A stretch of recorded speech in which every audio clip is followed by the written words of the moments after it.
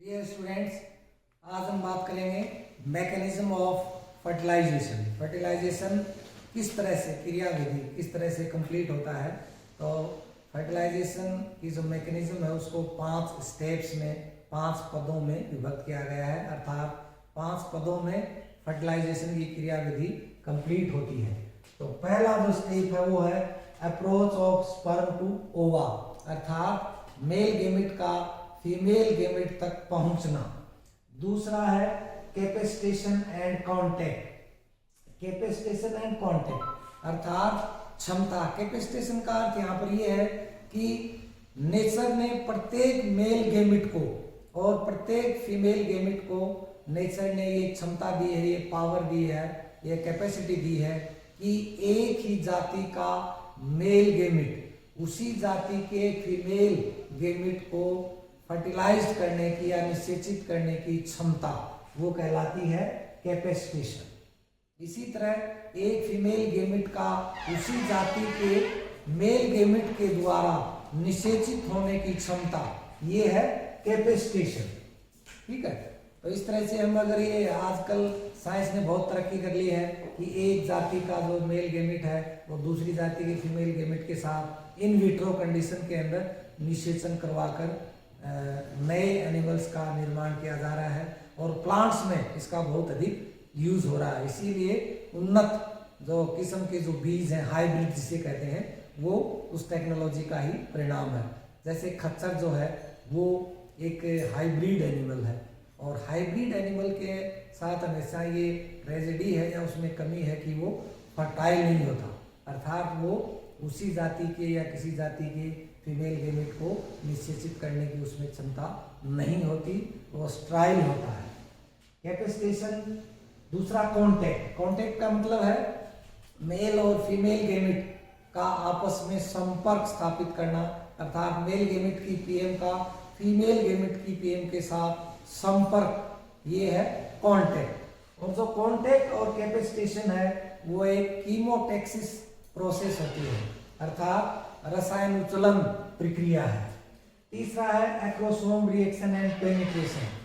तीसरा जो स्टेप है इसका आफ्टर कांटेक्ट ऑफ फीमेल और मेल गेमिट, तो सबसे पहला जो काम है वो है एक्रोसोम रिएक्शन। आपको याद होगा पिछली क्लास में मैंने बताया था मेल गेमिट के जो हेड भाग में सबसे पहला जो भाग है वो है एक्रोसोम। एक्रोसोम किसके द्वारा बनता है? जीसी के द्वारा। तो जीसी के अंदर जितने भी आवश्यक एंजाइम्स हैं वो स्टोर किए जाते हैं और स्रावित किए जाते हैं, क्योंकि एक्रोसोम के अंदर वो सारे एंजाइम है, वो सारे लाइटिक एंजाइम है जिसके द्वारा वो एग एनोलप को गलाएगा, डैमेज करेगा और मेल गेमिट अर्थात मेल गेमिट के न्यूक्लियस और प्रोक्सिमल सेंट्रियोल के लिए रास्ता बनाएगा। तो इसलिए सबसे पहला काम after the contact of male and female gamete acrosome reaction, उसके द्वारा एग एनोलप को गलाया जाएगा, अंडाणुओं को गलाया जाएगा और मेल गेमिट के लिए रास्ता बनाया जाएगा।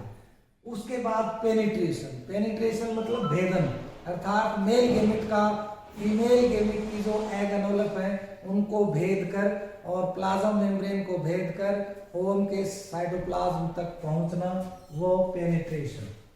उसके बाद है एक्टिवेशन ऑफ ओवम। ये जो फोर्थ पॉइंट है एक्टिवेशन ऑफ ओवम, इसकी शुरुआत सेकंड पॉइंट कांटेक्ट, अर्थात जब मेल और फीमेल गेमिट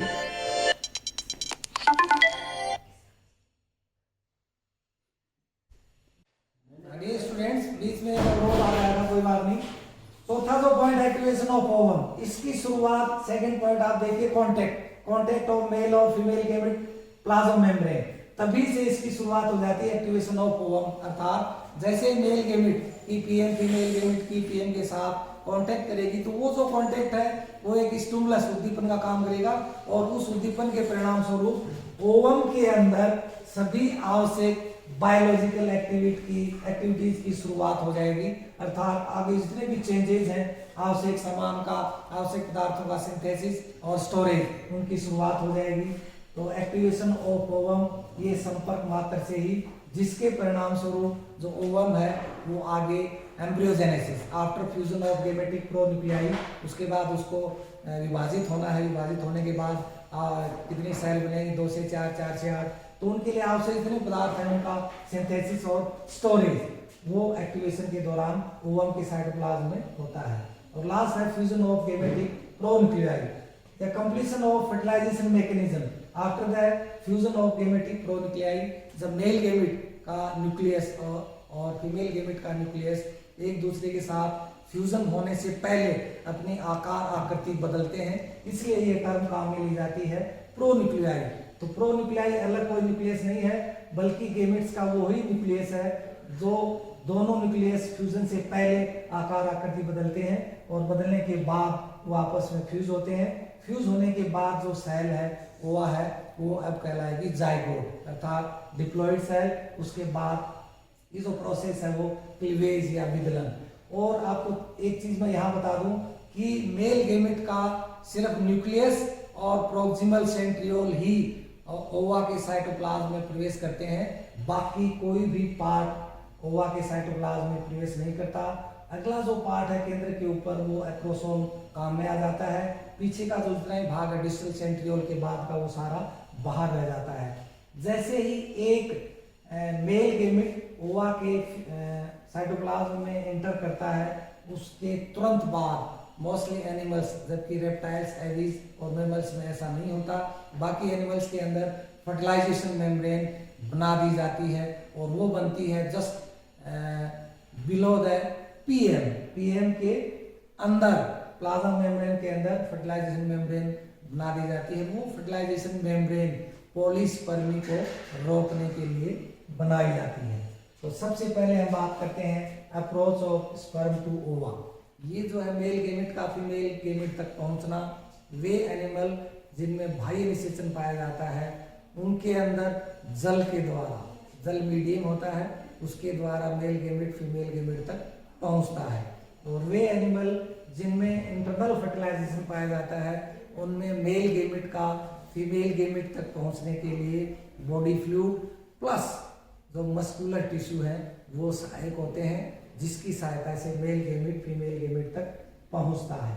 और फर्स्ट पॉइंट में सिर्फ इतना ही है कि मेल गैमेट का फीमेल गैमेट तक किस तरह से पहुंचता है, किस माध्यम के द्वारा पहुंचता है। दूसरा है कैपेसिटेशन एंड कॉन्टैक्ट, दूसरा जो पॉइंट है मैकेनिज्म ऑफ फर्टिलाइजेशन। कैपेसिटेशन ये पहले बताया था मैंने, कीमोटैक्सिस प्रोसेस है, अर्थात एक जाति का मेल गैमेट उसी जाति के फीमेल गैमेट को फर्टिलाइज करने की उसमें नेचुरली क्षमता होती है, कैपेसिटी होती है। इसी तरह फीमेल गैमेट के अंदर भी सजातीय मेल गैमेट से ही फर्टिलाइज होने की क्षमता होती है। क्यों? क्योंकि मेल गैमेट की जो पीएम है उसके सरफेस पर स्पेसिफिक मॉलिक्यूल्स पाए जाते हैं और इसी तरह ओवा या फीमेल गैमेट की पीएम पर स्पेसिफिक मॉलिक्यूल्स पाए जाते हैं और उन दोनों मॉलिक्यूल्स को एक दूसरे को रिकॉग्नाइज करने की कैपेसिटी होती है, उसके साथ रासायनिक बंध बनाने की क्षमता होती है। इसलिए कैपेसिटेशन जो है वो एक कीमोटैक्सिस प्रोसेस है। ठीक है, इसमें अगर एग्जांपल लें हम सिलेंट्रेट्स और फिशेज, इनके अंदर इन एनिमल्स में सिलेंट्रेट्स और फिशेज के अंदर जो मेल गैमेट है, जो स्पर्म है, वो ओवा या ओवम के द्वारा स्त्रावित किए जाने वाले स्पेसिफिक केमिकल्स, रासायनिक पदार्थों के द्वारा निर्देशित किए जाते हैं। या sperm is directed by x chemicals, example कैम्पेनुलेरिया।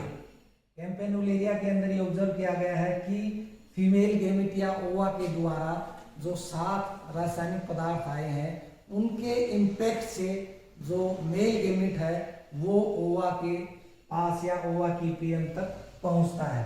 इसी तरह हम एग्जांपल लें एस्ट्रोजियन और लेम्प्रे, इनमें हार्ड कोरियन पाया जाता है। हार्ड कोरियन पाया जाता है एग एनवेलप। तो ओवा जो है एक सेल है तो वो भी रेस्पिरेशन करेगी, तो रेस्पिरेशन के लिए क्या चाहिए? माइक्रोपाइल्स, हजारों लाखों की संख्या में माइक्रोपाइल्स पाए जाते हैं। तो स्टर्जियन और लेम्प्रे के अंदर इन माइक्रोपाइल्स के पास मेल गैमेट या स्पर्म के झुंड देखे गए हैं, ऑब्जर्व किए गए हैं। कैपेसिटेशन के संदर्भ में अलग अलग समय पर अलग अलग साइंटिस्ट के द्वारा अपने सिद्धांत या कॉन्सेप्ट दिए गए। उसमें पहला है F.R. लिली कॉन्सेप्ट, और F.R. लिली ने जो स्टडी की वो सी अर्चिन या अरिस्टोटल लाल्टेन, कॉमन नेम है इसका, इसके ऊपर इसने स्टडी की थी। तो उन्होंने पाया कि सी एचिन के मेल गेमिट के ऊपर या पीएम के ऊपर एक स्पेसिफिक मॉलिक्यूल पाया जाता है जो है एंटी फर्टिलाइजिन। ये जो एंटी फर्टिलाइजिन एक्चुअली क्या है, ये एसिडिक प्रोटीन है, ठीक है। इसी तरह सी एचिन के ओवा की सरफेस पर स्पेसिफिक मॉलिक्यूल पाए जाते हैं जो कहलाते हैं फर्टिलाइजिन, ठीक है। फर्टिलाइजिन एक्चुअली क्या है, फर्टिलाइजिन ग्लाइकोप्रोटीन है, जबकि एंटी फर्टिलाइजिन एसिडिक प्रोटीन है। और फर्टिलाइजिन जो है वो ग्लाइकोप्रोटीन है जिसके अंदर मोनोसेकेराइड्स, ग्लूकोज है, फ्रक्टोज है, गैलेक्टोज है, ये पाए जाते हैं। साथ ही साथ ये जो फर्टिलाइजिन है ये एस्ट्रोसोफोर सल्फ्यूरिक एसिड के द्वारा एस्ट्रीकृत होते हैं, ठीक है। तो इस तरह से दोनों गैमेट्स, मेल गैमेट या स्पर्म के पीएम पर एंटी फर्टिलाइजिन, इसी तरह ओवा की जो पीएम है उसके ऊपर फर्टिलाइजिन मॉलिक्यूल पाए जाते हैं। एंटी फर्टिलाइजिन एसिडिक प्रोटीन और फर्टिलाइजिन ग्लाइकोप्रोटीन। तो इस तरह से आप देखिए कि ओवा की सरफेस हम देखें पीएम तो उसके ऊपर दो साइड पाई जाती हैं। आप देखिए एक तो ये बाहरी साइड है और एक ये इंटरनल आंतरिक साइड है, दो साइड है इसके अंदर स्पष्ट। ये तो बाहरी साइड और ये आंतरिक इंटरनल साइड, ये आपका साइटोप्लाज्म, ये फर्टिलाइजिंग मॉलिक्यूल। तो आप देखिए इसमें बाहरी जो साइड है ये कहलाती है स्पर्मेटोफिलिक साइड, ये जो बाहरी साइड है ये कहलाती है स्पर्मेटोफिलिक साइड। और जो आंतरिक साइड है ये वाली, ये कहलाती है ओवाफिलिक साइड। ये ओवाफिलिक साइड, ये ओवाफिलिक, ये ओवाफिलिक साइड।